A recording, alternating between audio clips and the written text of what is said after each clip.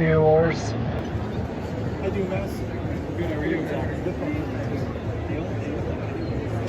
They are cutting boards. They are cutting beads.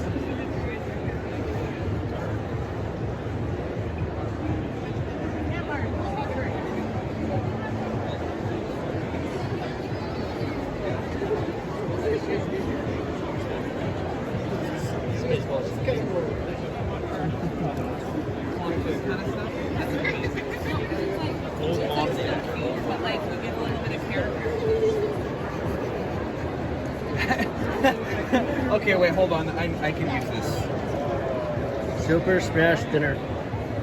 No, I didn't even notice that. back to the kitchen. How are you, buddy? Good.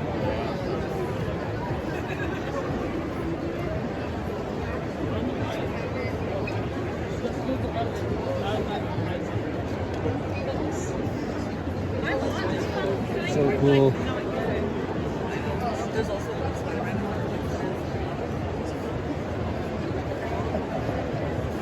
They're all like dad jokes.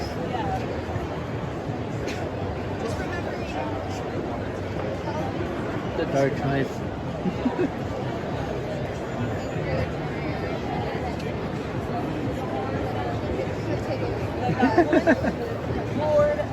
You guys can go outside.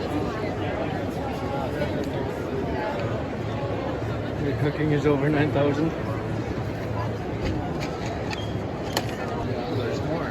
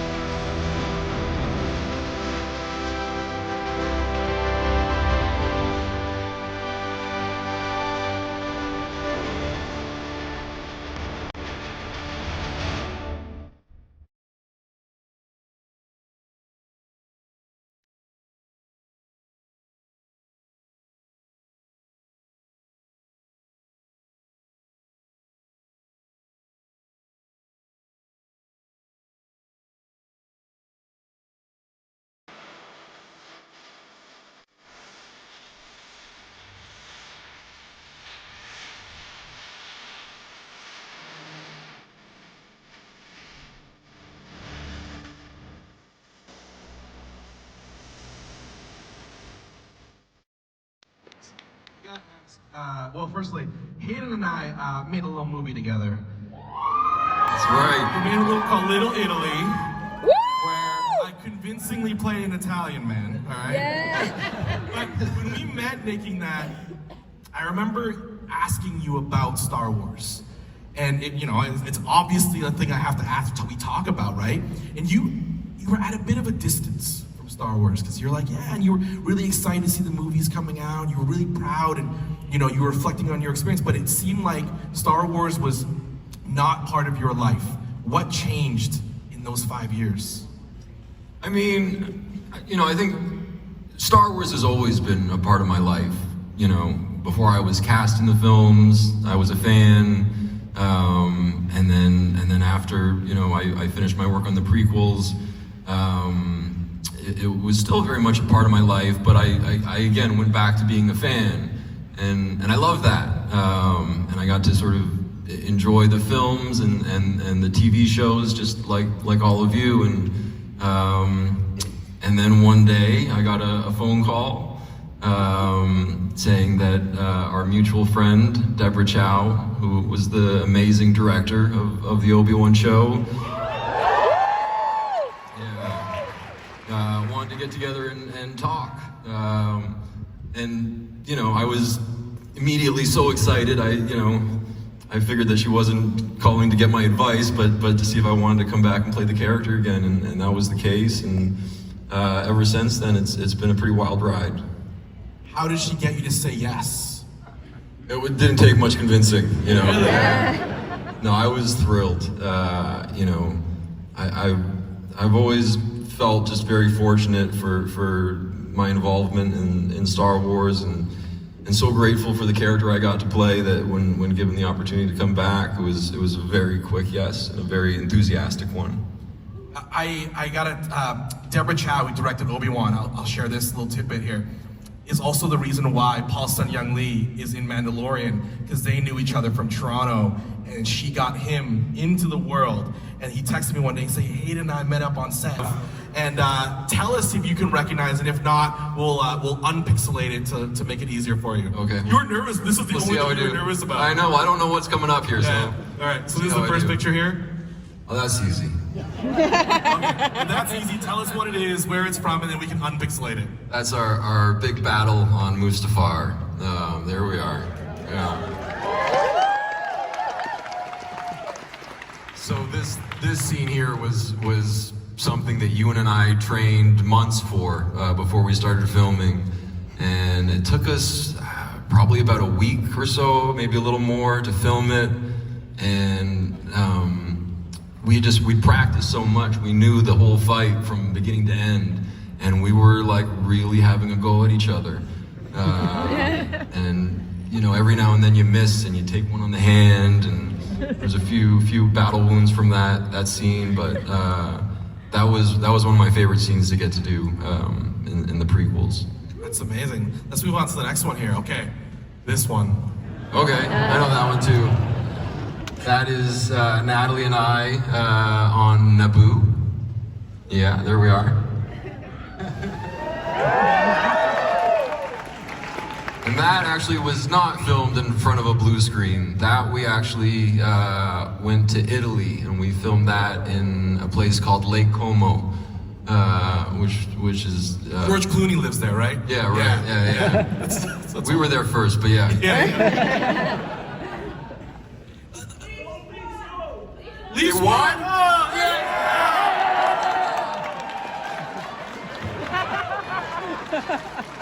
So glad to hear. Thank you for that, whoever said that. This is going to become a party right now. We're just having a good time. We were prepared for the other way. There's a really sad moment. Remember when you saw Hayden Christensen and he's cried on stage? It's dark.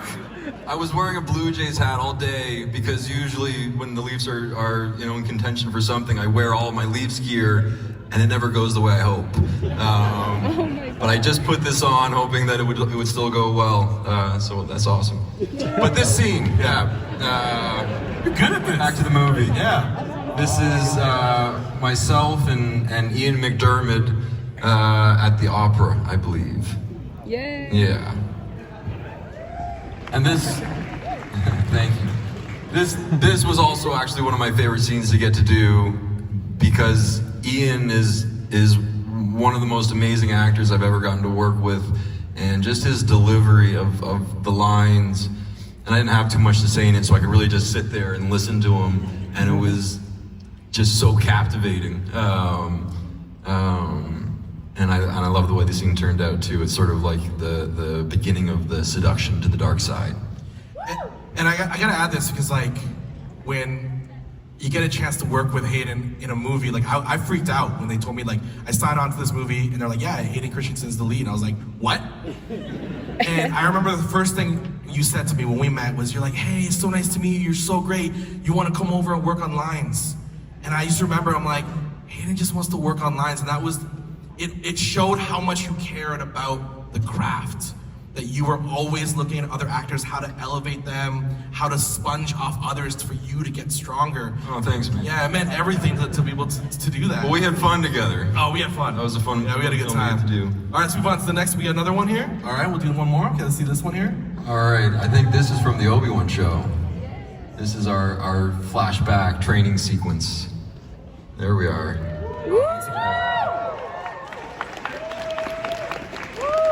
Thank you. You said in your previous battles you really went at it. It seems like you really went at it here. We did here too, yeah. But this, so this is filmed in the volume. So we're there and we have all of that background there for us. And the lightsabers have changed quite a bit from the prequel days. So when we were doing the prequels, it was just like a metal shaft that then they would, digitize afterwards. Now the lightsabers like light up like the ones that you get at the store. And they hold up much better too. Yeah. Yeah.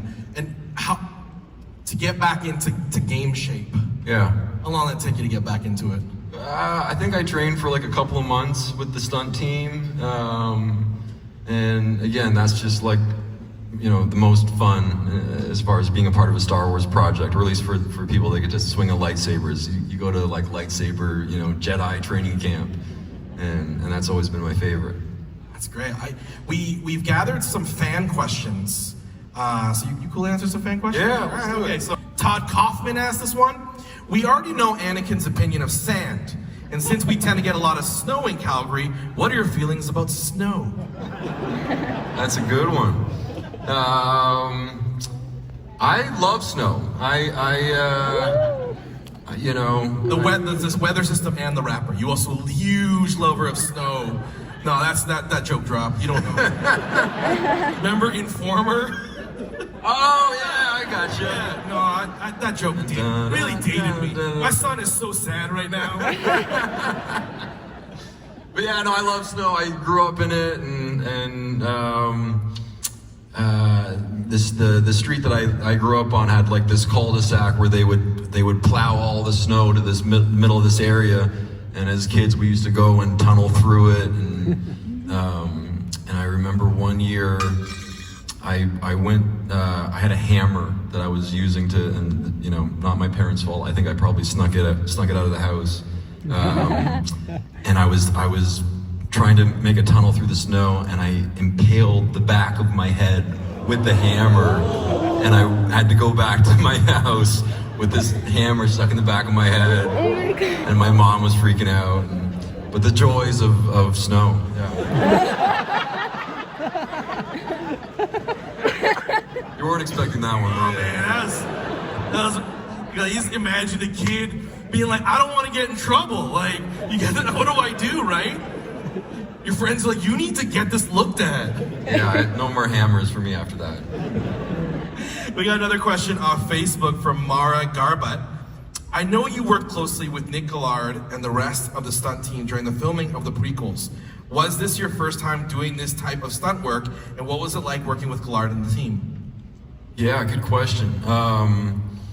It kind of was my first time doing that sort of stunt work. I had done some stunts before, but never like combat, style stunts. And like I said, that was some of my favorite stuff to get to do. And as an actor, I think you just enjoy getting to learn a new skill. and getting to learn how to fight with a lightsaber was just the most fun you can imagine. And credit to Nick Gillard.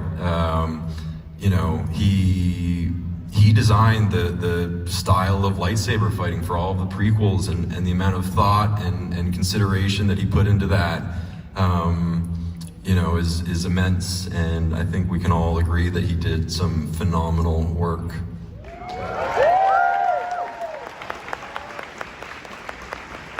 Were you ever humbled?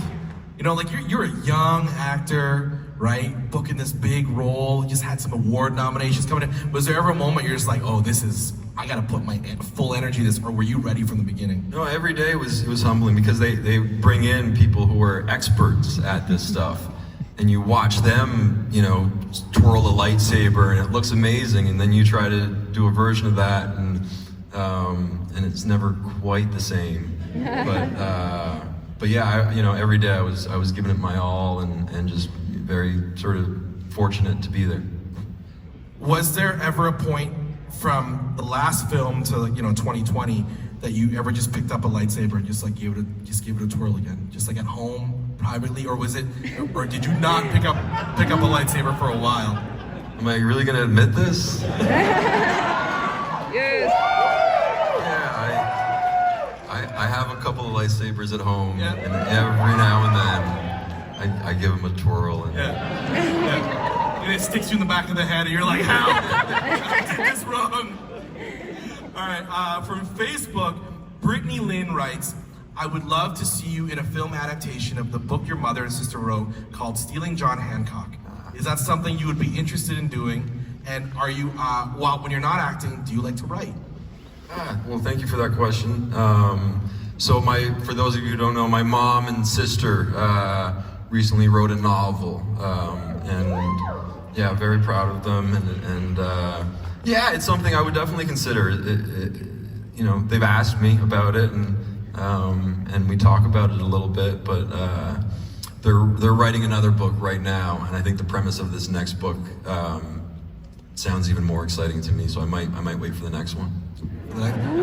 It's nice that you put it like they asked you, as opposed to, like, I think some moms would be like, you're making this movie. I made you make this movie, right? Yeah. No, they're very gentle about their requests, but I've gone to a couple of book events, and I've done what you're doing, and yeah. So there was a follow-up question. I am curious myself, like, what are your hobbies? What do you enjoy doing in your spare time? I have a farm up in Ontario, and I like to get back there as much as I can, and sort of get my hands in the dirt. And I love design, architectural design, and I've done some clothing design. But my favorite is landscape design. So I've got some fun, you know, excavators and sort of big construction equipment, and I'll go push some dirt around, and that's a good time for me. Oh man, you're such a dad. What a dad move, man. Basically, you said, I love mowing the lawn. Is what you said. That actually is one of my favorite things to do. I've got this like ride-on lawnmower, and I'm very happy to spend a day doing that. But honestly, anything with my daughter is, whenever I can spend time with my daughter, that's my favorite thing to do.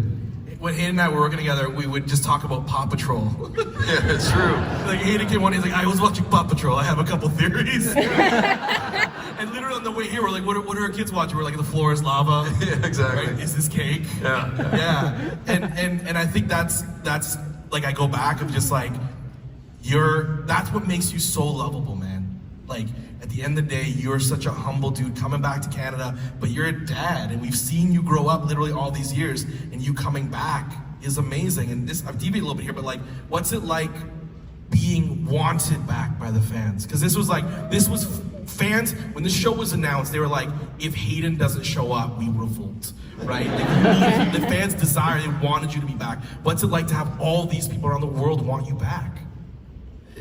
It's been an incredible experience, and a very humbling experience. And I guess sort of my takeaway from it is